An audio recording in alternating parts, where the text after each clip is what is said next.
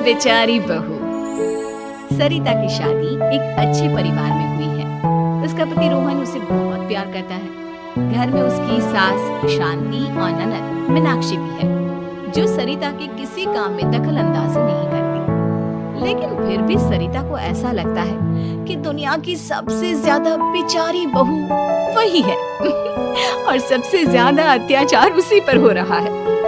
माँ जी, ये लीजिए आपकी चाय।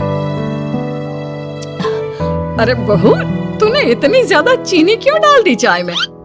हाय हाय माँ जी, मैंने तो उतनी ही मीठी बनाई है जितनी मीठी आपको पसंद है। माँ जी, आपको तो मेरे हाथ की चाय अच्छी ही नहीं लगती।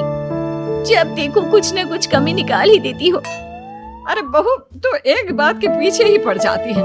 मैंने ऐसा कब कहा कि तू रोज चाय खराब बनाती है? सरिता अपने कमरे में चली जाती है और फोन उठाकर अपनी माँ से बात करती है। हेलो माँ, कैसी हो आप? क्या कर रही हो? मैं तो ठीक हूँ, पर तू बता तेरा मूड कैसा है? तेरी आवाज से लग रहा है कि कुछ तो हुआ है तेरे ससुराल में। अरे क्या बताऊँ माँ, यहाँ तो हर समय मेरे साथ बहुत बुरा व्यवहार होता है। मैंने अपनी सास के लिए इतनी अच्छी चाय बनाई, लेकिन मेरी सास चाय पीते ही मुझे 4 बातें सुना दी। बेटी, तू इतनी छोटी छोटी बातों पर ध्यान ही क्यों देती हो?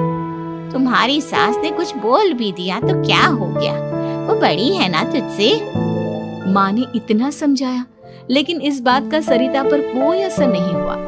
अपनी बेचारी बहू की छवि वो बदलना ही नहीं चाहती। अगली सुबह सब नाश्ते की टेबल पर बैठकर नाश्ता कर रहे थे। तभी सरिता ने अपने पति से कहा, सुनिए जी, मुझे ना आज बाजार से कुछ सामान लेकर आना है। आज आप ऑफिस से आने के बाद मुझे लेकर चलना ना। भाभी, मुझे भी कुछ किताबें खरीदनी है। आप दोनों जा ही रहे हो तो मेरी किताबें भी ले आना। लो, अभी तो बात ही की है बाजार जाने की तो एक फरमाइश आ गई। माँ जी, आप भी बता दो कुछ, और हाँ, मोहल्ले वालों से भी बोल दो अगर वो कुछ मंगवाना चाहते हो तो। बेचारी मीनाक्षी अपना सा मुंह लेकर रह गई। ये सब देखकर रोहन से चुप नहीं रह गया और वो गुस्से में बोला, सरिता, क्या हो गया है तुम्हें? मीनाक्षी ने तो सिर्फ किताबों के लिए बोला है। तुम्हें मीनाक्षी से इस तरह से बात नहीं करनी चाहिए। माफी मांगो उससे अभी। क्या? मैं माफी मांगू? दिन भर आपके घर के काम करूं मैं, आपकी और आपके घर वालों की बातें सुनूं मैं, और अब माफी भी मैं मांगू? ऐसा कभी नहीं हो सकता। ये बोलकर सरिता वहां से चली जाती है। एक दिन उनकी पड़ोसन घर आती है। अरे सरिता, क्या कर रही है? और क्या करूंगी भाभी जी, बस घर का काम ही कर रही हूँ। आप बताओ कैसे आना हुआ? अरे मैं तो तुम्हारा हालचाल पूछने आई थी, लेकिन तुम तो बिजी लग रही हो। कोई बात नहीं, मैं बाद में आ जाऊंगी। और क्या करूँ भाभी जी, जब से शादी होकर आई हूँ ना, बस काम ही कर रही हूँ। और इस घर में ना कोई मेरी कदर नहीं करता। पति है जो बस घर से ऑफिस, ऑफिस से घर। ननद को तो कॉलेज से फुर्सत नहीं। बची सास तो उनका सारा समय मेरी गलतियाँ निकालने में लग जाता है। अरे ये क्या कह रही हो सरिता? तुम्हारी सास तो पूरे मोहल्ले में तुम्हारी तारीफ करती फिरती है कि तुम बहुत अच्छी हो, पूरा घर तुम्ही ने संभाल रखा है। हाँ तो क्या हुआ? इसमें गलत क्या कहती है? सच्ची तो कहती है। मेरी मर्जी के बिना इस घर का पत्ता भी नहीं हिलता। शाम को जब रोहन घर आया तो उसने सबसे कहा, कल हम सबको मौसी जी के घर जाना है, उनकी बेटी की शादी है। सब अपनी अपनी पैकिंग कर लो, सुबह होते ही निकल जाएंगे। और सरिता, तुम कान खोलकर सुन लो, वहाँ जाकर किसी की बुराई भलाई शुरू मत कर देना, नहीं तो मुझसे बुरा कोई नहीं होगा। हाय हाय जी, आप तो ऐसे कह रहे हो जैसे मैं सुबह शाम सबकी बुराई करती फिरती हूँ। आज तक कोई कह नहीं सकता कि मैंने किसी की पीठ पीछे किसी के बारे में कोई बुरी बात बोली हो तो। अरे बस बहू, बात को और ज्यादा आगे मत बढ़ा। हमें सब पता है तू हमारे साथ क्या व्यवहार करती है। ये बात घर तक रखना, शादी में किसी को कुछ मत बोलना, नहीं तो सब कहेंगे कि शांति की बहू कितना बोलती है। हाँ हाँ, सब कुछ तो मैं ही बोलती हूँ ना। आप लोग तो हर समय फूलों की बारिश करते रहते हो मेरे ऊपर।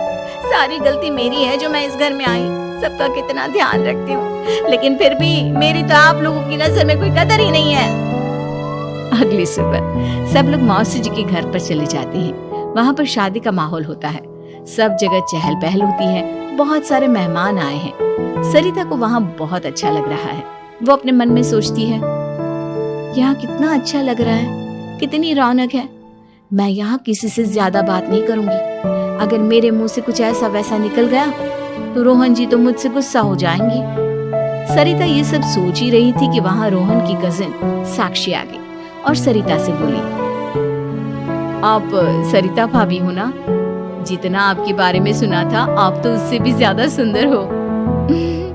हाँ वो तो है, मेरी सुंदरता की तारीफ सब करते हैं। मेरे मायके में तो सब यही बोलते हैं कि रोहन जी की किस्मत बहुत अच्छी है जिन्हें मैं मिली। लेकिन आप कौन है? मैंने आपको पहचाना नहीं। मैं रोहन भैया की कजिन हूँ। आपकी शादी पर नहीं आ पाई थी ना, इसलिए आप मुझसे मिली नहीं कभी। शांति मौसी और मीनाक्षी आपकी बहुत तारीफ करते हैं। क्या कहा तुमने? मेरी तारीफ? कभी नहीं। मेरे ससुराल वाले कभी मेरी तारीफ कर ही नहीं सकते। मैं इतनी अच्छी हूँ, मेहनती हूँ, लेकिन उन्हें तो मेरी कदर ही नहीं। सारा दिन घर का काम करती हूँ, फिर भी मेरी सास ना मुझे सुनाती रहती है और पति भी मेरी सास की साइड लेते हैं। ना कभी बाहर ले जाते हैं, ना कहीं घुमाने। अगर घुमाने के लिए कभी बोल भी देना तो उनकी बहन बीच में आ जाती है। मैं कैसे रह रही हूँ उस घर में, ये मैं ही जानती हूँ। सरिता की ये बातें सुनकर साक्षी को बड़ी हैरानी हुई। अब वो हर किसी के सामने अपनी बढ़ाई और ससुराल वालों की बुराई करने लगी। रोहन और शांति को सरिता पर बहुत गुस्सा आया, लेकिन वो चुप रहे। अगले दिन जब वो अपने घर पर आए, सरिता, तुमने क्यों सबके सामने मेरी इज्जत का तमाशा बनाया? तुमसे बोला था ना कि चुप रहना। अजी ऐसा भी क्या कह दिया मैंने जो इतना भड़क रहे हो? तुम जहाँ जाती हो अपना रोना शुरू कर देती हो, कभी किसी दूसरे की बात ही नहीं सुनती, बस अपनी कहती रहती हो। तुमने सबके सामने हमारा तमाशा बनाकर रख दिया है। हे भगवान, मुझे अपने पास बुला ले। जिस घर में मेरी कदर ही नहीं, उस घर में मेरा क्या काम? अरे क्या करूंगी मैं यहाँ रहकर? जो भी आता है मुझे सुनाकर चला जाता है। मैं तो किसी से कुछ नहीं कहती। सीधी सादी बहू मिल गई है ना सबको, तो जो जी में आए वो करो। सरिता ने अपने आगे किसी को कुछ बोलने ही नहीं दिया और उस दिन भी उसने सबके सामने खुद को बेचारी बना ही दिया। अगले दिन मीनाक्षी कॉलेज के लिए लेट हो रही थी, इसलिए वो हर काम जल्दी जल्दी कर रही थी। अपना नाश्ता लेने किचन में गई और पतीले में रखे गरम दूध को गिलास में डालने लगी। दूध का पतीला उसके हाथ से छूट गया और गरम गरम दूध उसके हाथ पर गिर गया। ओए माँ, हाय मेरा हाथ, माँ मेरा हाथ जल गया। मीनाक्षी की आवाज सुनकर सरिता दौड़ती हुई आई। ये क्या किया तुमने? तुम्हें नाश्ता चाहिए था तो मुझसे बोल देती, मैं क्या मना करती थी? अब पता नहीं कितने दिन की मुसीबत पाल ली तुमने। सरिता मीनाक्षी को उसके कमरे में ले गई और उसका बहुत ख्याल रखा। उसका इस तरह से ख्याल रखना शांति और रोहन को थोड़ा अजीब लगा। माँ, सरिता के दिमाग का भी कुछ पता नहीं। कल शादी में सबको इतना कुछ बोल कर आई है हमारे बारे में, और अब मीनाक्षी की कितनी अच्छी देखभाल कर रही है। ये ऐसा क्यों करती है? बेटा, तेरी बीवी की ना आदत हो गई है सबके सामने खुद को बेचारी दिखाने की, और आदत इतनी जल्दी नहीं बदलती। जब ये बोलना शुरू करती है तो रुकने का नाम ही नहीं लेती, इसलिए इसे पता ही नहीं चलता कि ये किसके सामने क्या बोली जा रही है। लेकिन दिल की बहुत अच्छी है।